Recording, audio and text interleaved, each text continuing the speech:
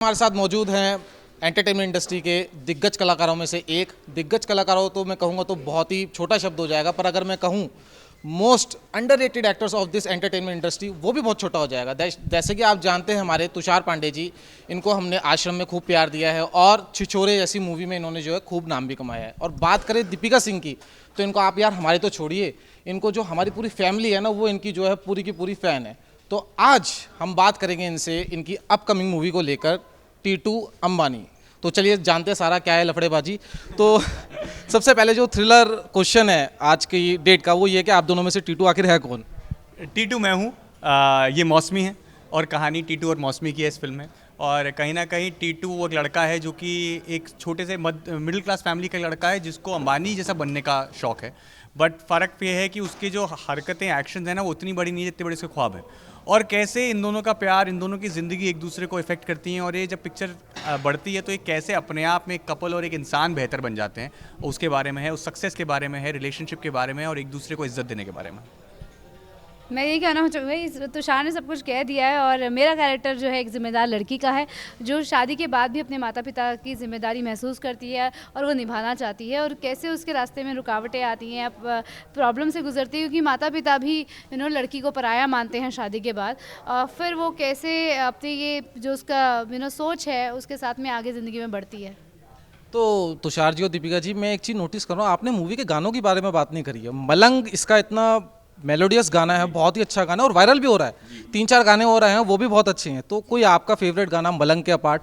मेरा तो फेवरेट है हक तुमसे ही, जो कि अभय जोधपुरकर ने गाया है। मेरे को बहुत ही ज़्यादा खूबसूरत गाना लगता है और जब से वो मैंने सुना है वो गाना, जब पिक्चर हमने शूट करी थी उसके बाद हमने सुना था, तो अभी तक वो फेवरेट है। जबकि शालिनी का गाना मुझे इतना ज़्यादा पसंद है मलंग का, और रेखा जी का गाना है जबरे पिया, सब एक के ऊपर एक है। But my favourite somehow is हक तुमसे ही। तो 4 लाइन गुनगुना भी दीजिए। वो एंड में कहूँगा, एंड में पक्का। मैम आपका? देखिए, सारे गाने हमारी फिल्म के ही हैं और ये पहला मौका है कि मैं इतनी रील्स बनाती हूँ कि अपने गाने पे रील्स बनाने का मौका मिला।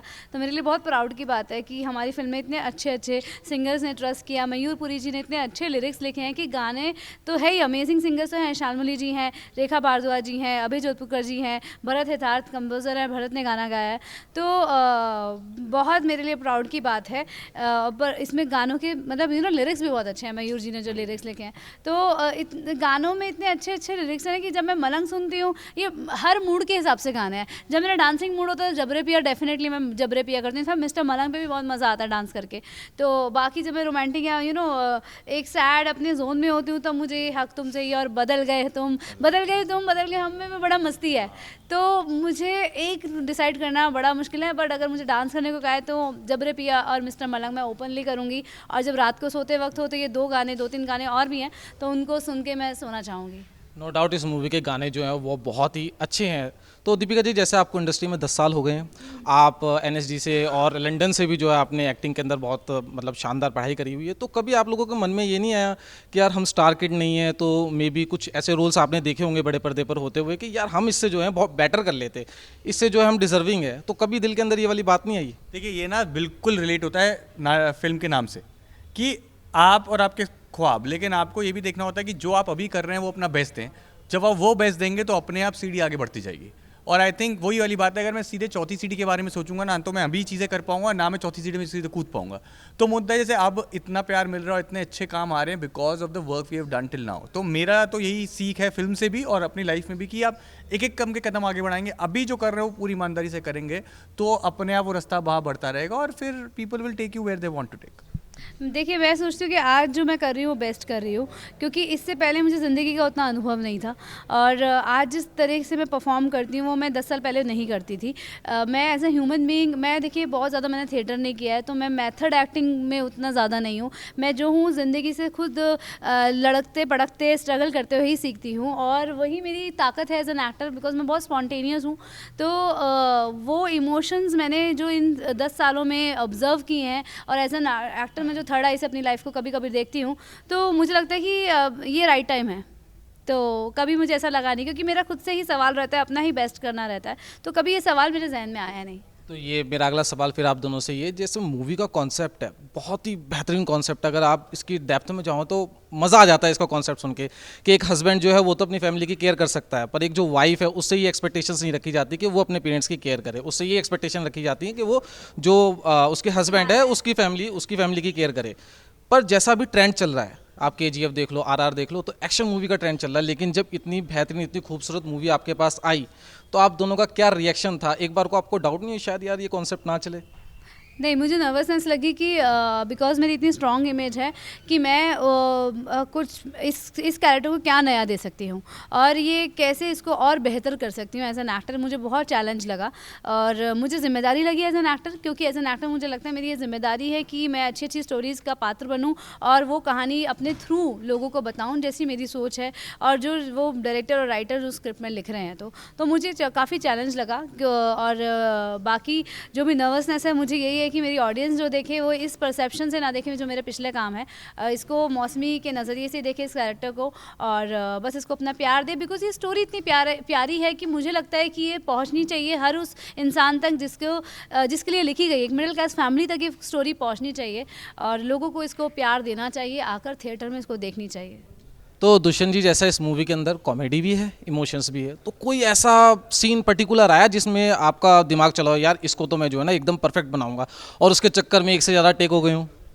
देखिए, एक जो दो सीन थे वो मैं बोल नहीं सकता बिकॉज वो बहुत इंपॉर्टेंट है इस सीन में, बट एक जो सीन ट्रेलर में आया था उसके बारे में बात कर सकता हूँ। जो बहुत लोग बात कर रहे हैं कि जब वो डायलॉग आता है ना कि पति कमाए तो उसका हक, उसके पैसों का पे बीवी का भी हक है, बट बीवी कमाए तो सिर्फ उसका खुद का हक होता है। वो सीन इसलिए कॉम्प्लिकेटेड है बिकॉज वो सीन जो है ना वो करीबन 4.5-5 मिनट का सीन है और जिस तरीके से हमने कॉन्सेप्चुलाइज किया था वो ऑलमोस्ट कोशिश की थी कि उसको एक टेक पे खेलें और वो सीन एक बहस का है, एक लड़ाई का है और वो सीन बहुत इंपॉर्टेंट है फिल्म में। तो वो सीन में चैलेंज ये था कि यार अगर चौथे पेज या तीसरे पेज में फंबल हुआ किसी का तो फिर जीरो से स्टार्ट होगा और बहुत बार क्या होता है जब गिव एंड टेक होता है तो उस सीन का अगर सही सुर ना बने ना तो सीन हो जाता है लेकिन मज़ा नहीं आता। तो I think that was quite a challenging scene, but I think दूसरे तीसरे टेक में मिल गया था बिकॉज हमने कहीं ना कहीं पकड़ रखा था कैरेक्टर दोनों ने और वो काफ़ी दिन शूटिंग के बाद वो सीन आया था। तो वैसे कहूँ तो वो चैलेंज था, मुझे थोड़ा सा ड्रंक भी रहना था और ये लड़ाई भी थी और गिव एंड टेक था और वो जिस तरीके से शूट रहा था कैमरा वो नॉन स्टॉप तो वो काफ़ी मज़ेदार और चैलेंजिंग सीन था। एज एन एक्टर टेक्निकल भी चीज़ें देखनी थी और ये भी था कि वन शॉट में ये सीन करना है और स्पेशली जब आप एंगर में होते हैं और स्पेशली जैसे अल्कोहलिक थे उसमें तो उसमें फंबल होने की बहुत चांसेस होते हैं, बट हमें नेचुरल भी करना है, वो फंबल नेचुरल लगे तो वो काफ़ी चैलेंजिंग था। बट हमारे पास यही था, हमने वो सीन 1-1.5 घंटे में फिनिश कर दिया और तुषार के आगे और सीन लगे हुए थे तो मेरी छुट्टी हो गई थी, पर तुषार के लाइक पूरी नाइट शिफ्ट लगी हुई थी और मैं डे से नाइट में कर रही थी। तो या हम इनफैक्ट हर एक सीन ये काफ़ी चैलेंजिंग था और वो ट्रेलर में आना था ये हमें पता ही था। ऐसी कोई चीज़ जब आपने मूवी मतलब साथ कर रहे थे तो आपको लगा हो कि दीपिका जी से मुझे ये सीखनी चाहिए और दीपिका जी को लगा हो मुझे तुषार जी से ये वाली बात तो मुझे सीखनी चाहिए, अगर घर पे ये बात मैं सीख के ले गया तो मेरा करियर का ग्राफ ऊपर चला जाएगा काफ़ी?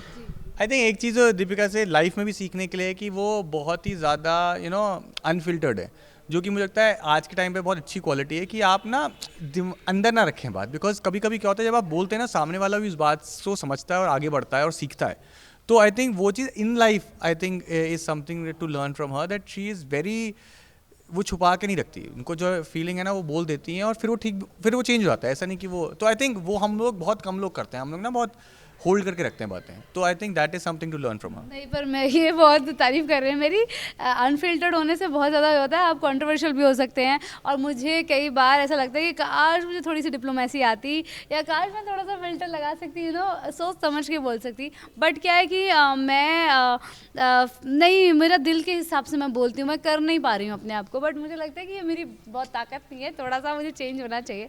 हाँ, तुषार की जो अच्छी बात वो ये है एज एन एक्टर कहूँगी कि सामने से आते हैं रिहर्सल के लिए कि एज ए वेमेन मुझे थोड़ा सा हो सकता है ना क्या सोचेंगे जो है, तो मैं थोड़ी सी शाय थी और ये सोच रही थी कि खुद से अकेले अकेले पढ़ती रहती हूँ, अपने डायलॉग्स खुद ही करती रहती हूँ, जब होगा तब देखूंगी, जब अपना टेक होगा तो मैं अकेले अकेले ही पढ़े जा रही थी। बट ही केम लाइक हमेशा से ना, अरे दीपिका थोड़ी सी रिहर्सल करे क्या, इसको कर ले रिहर्सल, तो मुझे लगता था अरे अब हाफ काम खत्म हो गया है, क्योंकि मुझे पता चलेगा रिहर्सल में कि ये कैसे बोलने वाले हैं, तो मुझे अपने दिमाग से नहीं प्रिटेंड करना है कि ये ऐसा ऐसा लाइन लेंगे, तो काम ना बहुत स्मूथ और बहुत ईजी हो गया। तो ये मैंने इनसे सीख लिया है कि आगे मैं किसी भी सेट पर जाऊँगी तो मैं सामने वाले एक्टर को साफ ही बोलूँगी कि भैया मेरे को रिहर्सल चाहिए और आप करेंगे रिहर्सल। तो जो मेरे अंदर नहीं थी ये बात कि मैं नहीं बोल पाती थी सामने से कि रिहर्सल चाहिए मुझे, तो क्योंकि मेरे अंदर से सबने कितना काम किया है मैंने, तो सबको लगता है कि अरे दीपिका तो टेक लेगी नहीं, इसने तो इतने बड़े बड़े डायलॉग बोल लिए हैं, इतना काम कर लिया है, आ जाओ सीधा टेक करते हैं। तो वो रहता था, बट तुषार से ये मुझे सीखने को मिला कि खुद से जाके बोलो कि रिहर्सल चाहिए मुझे और रिहर्सल कर लेते हैं। नहीं दीपिका जी ये वाली बात तो बिल्कुल 101% सच है कि हम लोग ये चीज़ सोचते हैं। मेरी मदर जो है वो बहुत बड़ी फ़ैन है, आज भी मुझे याद है वो टीवी जब भी आपका शो आता था वो टीवी से चिपकी रहती थी कि संध्या आ गई है, संध्या आ गई है। तो मेरा लास्ट सवाल आप लोगों से यही है, मूवी को लेकर आप कितने एक्साइटेड हो और कब ये मूवी जो है आने वाली है? ये मूवी आ रही है 8 जुलाई को, फ्राइडे को। और आई थिंक हम लोग का जो ये पिछले 2 साल की मेहनत, कश्मकश, बातें, ये डिस्कशन, शूटिंग सब इस 8 जुलाई को आके रुकता है। और कहीं ना कहीं अब रिक्वेस्ट ऑडियंस से इस बात की है कि वो इस किस्म की फिल्म को एक मौका दें।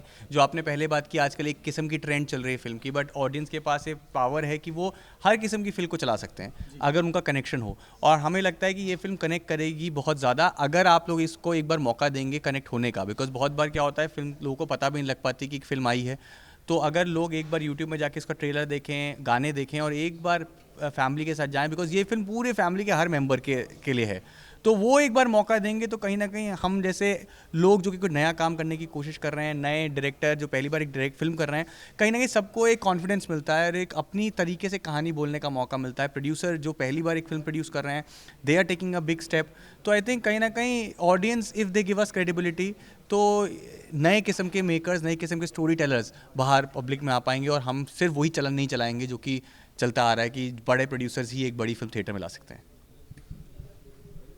तो दोस्तों मैं तो आप लोगों से यही कहूँगा, जैसे हम लोगों की हमेशा शिकायत रहती है हॉलीवुड जैसी हमारे पास जो है मूवीज़ नहीं बनती, हॉलीवुड जैसे हमारे पास कॉन्सेप्ट नहीं आते। अब दिमाग को घोड़े खोलने वाली जो है ना मूवी आ रही है, सही बता रहा हूँ मैं आपको, हमारी हमेशा इस चीज़ की शिकायत रहती है।